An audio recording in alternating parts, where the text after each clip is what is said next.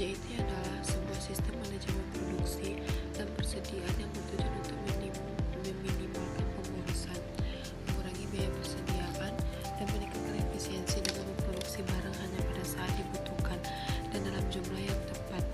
Dalam sistem JIT, produk atau bahan baku datang ke lini produksi tepat pada waktunya untuk digunakan, tanpa perlu disimpan dalam jumlah besar. Prinsip ini bertujuan untuk menghindari penumpukan persediaan dan mengurangi biaya penyimpanan.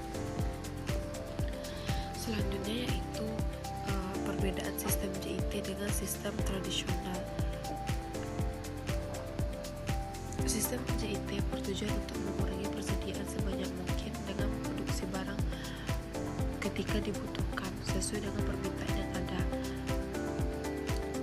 sehingga mengurangi kebutuhan akan penyimpanan persediaan yang besar. Sedangkan sistem tradisional, perusahaan sering menyimpan persediaan dalam jumlah besar, baik bahan baku maupun barang jadi, untuk mengantisipasi permintaan di masa depan. Hal ini dapat menyebabkan overstocking atau kelebihan persediaan dan understocking atau kekurangan persediaan yang sering terjadi. Selanjutnya yaitu konsep backflash costing.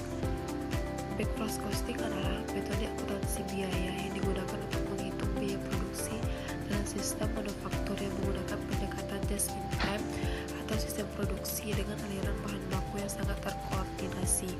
Dalam sistem ini, biaya dihitung setelah produk selesai diproduksi, bukan berdasarkan setiap tahap produksi. Dengan kata lain, backflash costing menunda pencatatan biaya hingga produk atau unit selesai diproduksi dan siap untuk dijual.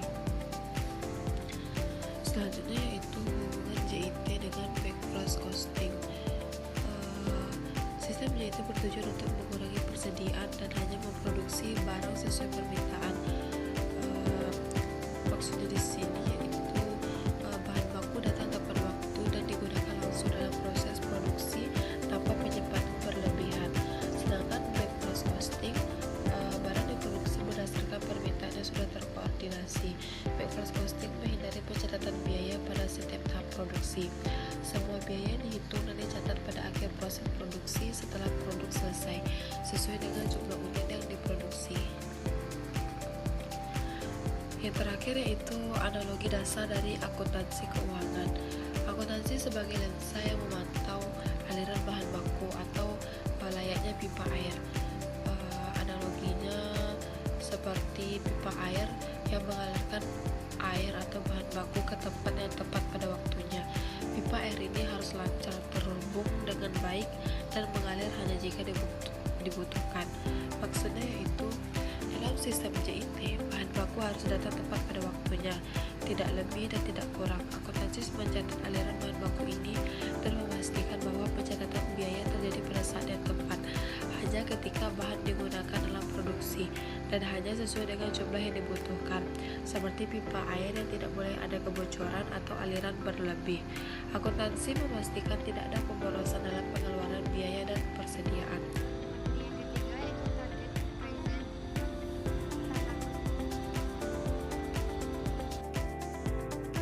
Selanjutnya kita masuk ke materi yang ketiga, di mana materi yang ketiga ini membahas tentang standar costing, target costing, guidance costing, serta bab false costing. Poin pertama yaitu pengertian standar costing, di mana biaya standar atau standar costing adalah biaya yang ditentukan di muka atau sebelum produksi, yang merupakan jumlah biaya yang seharusnya dikeluarkan untuk membuat satu set bahan produk. Biaya standar atau standar costing menyatakan berapa biaya yang seharusnya dicapai dan dapat diterima, tetapi dengan kinerja yang tidak sempurna. Biaya standar ditentukan secara ilmiah dengan menggunakan studi waktu dan estimasi rancangan teknik. Poin kedua yaitu kegunaan dari standar costing. Yang pertama, sebagai alat pengendalian biaya. Yang kedua yaitu untuk memotivasi pegawai bekerja secara efisien dalam mencapai standar yang telah ditetapkan. Yang ketiga, sebagai instrumen penilaian kebijakan manajemen. Yang keempat, memberikan pedoman kepada manajemen berapa biaya yang seharusnya dikeluarkan dalam suatu kegiatan dan sebagai dasar untuk menetapkan harga jual, serta sebagai alat dalam pengendalian kegiatan perusahaan. Poin yang ketiga yaitu hubungan antara standar costing dan anggaran. Poin yang ketiga ini juga terbagi 4. Yang pertama yaitu membagi penyusunan anggaran. Yang dimaksud pada poin yang pertama ini yaitu biaya standar dapat digunakan untuk membuat anggaran untuk volume dan bauran produk apapun. Yang kedua, membantu menentukan varian anggaran. Mana perbedaan antara biaya standar dan biaya aktual disebut varian. Varian ini dapat digunakan untuk mengoptimalkan anggaran di masa depan. Yang ketiga yaitu membantu merencanakan biaya standar costing, yang dapat membantu produsen dalam merencanakan biaya yang diantisipasi dari berbagai aspek seperti tenaga kerja, bahan baku, produksi, dan biaya overhead. Yang keempat, membantu manajemen mengurangi biaya, di mana standar costing dapat memberikan pedoman kepada manajemen berapa biaya seharusnya untuk melaksanakan kegiatan tertentu. Poin yang keempat yaitu membahas tentang jenis-jenis standar.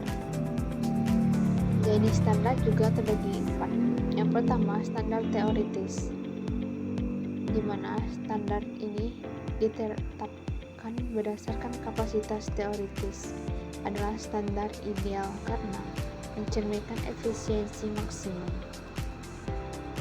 Yang kedua, rata-rata biaya waktu yang lalu, di mana rata-rata biaya waktu yang lalu ditentukan dengan menghitung rata-rata biaya periode yang lalu. Jenis standar ini berguna pada saat perusahaan baru pertama kali menetapkan biaya standar. Yang ketiga, standar normal, di mana standar normal didasarkan atas taksiran biaya di masa yang akan datang dengan asumsi keadaan ekonomi normal. Standar ini berguna bagi manajemen dalam perencanaan kegiatan jangka panjang dan dalam pengambilan keputusan jangka pendek. Yang keempat yaitu standar aktual yang diharapkan, di mana standar aktual yang diharapkan adalah standar yang paling banyak digunakan dan merupakan kriteria yang paling baik untuk menilai pelaksanaan. Standar ini didasarkan pada tingkat pelaksanaan terbaik yang dapat dicapai dengan memperhitungkan ketidakefisien dan kegiatan yang tidak dapat dihindari terjadinya. Selanjutnya kita masuk ke poin yang kelima, di mana poin yang kelima ini membahas tentang harga pokok standar dan unit ekuivalen. Harga pokok standar adalah harga yang ditentukan di awal untuk membuat satu unit produk. Sedangkan unit ekuivalen adalah jumlah unit yang selesai ditambah barang dalam proses dengan memperhitungkan tingkat penyelesaiannya. Pada tabel di bawah ini dapat kita perhatikan perbedaan antara harga pokok standar dan unit ekuivalen, baik dari segi pengertian, komponen, maupun perhitungan. Dari segi pengertian, harga pokok standar itu ditentukan di awal untuk membuat satu unit, sedangkan unit ekuivalen adalah jumlah unit yang selesai ditambah barang dalam proses dengan memperhitungkan tingkat penyelesaiannya. Dari segi komponen, harga pokok standar yaitu biaya bahan baku standar, biaya tenaga kerja standar, dan biaya overhead pabrik standar. Pada komponen unit ekivalen yaitu digunakan untuk menghitung biaya per unit dari bahan baku langsung, tenaga kerja langsung, dan biaya overhead pabrik. Dari segi perhitungan harga pokok standar digunakan untuk menentukan harga jual akhir dari suatu produk. Sedangkan perhitungan unit ekivalen dihitung untuk setiap elemen biaya karena terdapat persediaan akhir dari barang dalam proses yang belum selesai. Poin yang ke-6 membahas tentang selisih harga pokok standar. Selisih harga pokok standar ini terbagi 3. Yang pertama, analisis satu selisih atau one way analysis. Pada metode ini, selisih antara biaya standar dengan biaya sesungguhnya digabungkan antara selisih harga dan selisih kuantitas. Yang kedua, analisis dua selisih atau two-way analysis. Yang ketiga, analisis 3 selisih atau three-way analysis. Sekarang kita masuk ke poin yang ke-7 yang membahas tentang pengertian target costing dan Kaizen costing. Target costing adalah biaya yang ditentukan yang merupakan perkiraan biaya yang mampu dibayar oleh konsumen, yang menggunakan metode penetapan biaya target. Sedangkan Kaizen costing adalah metode pengurangan biaya selama tahap atau proses produksi dengan memastikan adanya perbaikan kesinambungan atau continuous improvement. Jadi, pengurangan biaya yang telah dilakukan dengan target costing pada tahap pengembangan dan perancangan produk dilakukan dengan pengurangan biaya pada Kaizen costing pada tahap proses produksi. Poin yang ke-8 membahas tentang perbedaan target costing, Kaizen costing, dan standar costing. Yang pertama, target costing merupakan metode perencanaan biaya yang bertujuan untuk menurunkan total biaya produk sehingga perusahaan bisa mendapatkan laba maksimal tanpa menaikkan harga jual. Target costing dilakukan pada tahap perencanaan dan desain serta ditetapkan berdasarkan harga jual yang diharapkan. Sedangkan Kaizen costing merupakan metode yang bertujuan untuk mengurangi biaya produksi dengan memperbaiki secara berkelanjutan. Kaizen costing berusaha untuk mengeliminasi aktivitas yang tidak efisien dalam proses produksi. Serta standar costing merupakan metode yang bertujuan untuk meminimalkan perbedaan antara biaya yang dibebankan dan biaya sesungguhnya pada tahap produksi. Standar costing menggunakan biaya standar yang ditentukan sebelumnya untuk satu unit produk. Poin yang ke-9 ini membahas pengertian bulk purchase costing. Bulk purchase costing adalah sistem yang mengurangi jumlah kejadian yang diukur dan dicatat dalam akuntansi. Bulk purchase costing dapat digunakan oleh perusahaan yang mengimplementasikan sistem just-in-time atau JIT dalam pengelolaan inventory. Namun, perusahaan yang tidak menerapkan JIT pun dapat menggunakan bulk purchase costing, terutama untuk perusahaan dengan lead time produksi yang singkat atau perusahaan yang singkat inventory-nya cukup stabil.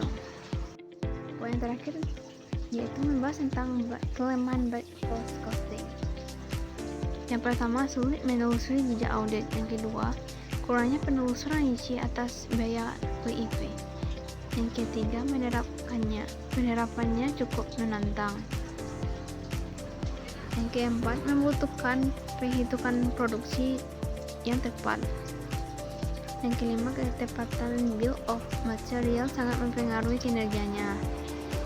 Laporan yang akurat untuk barang bekas diperlukan serta potensi terbentuknya kelebihan persediaan pada akhir periode.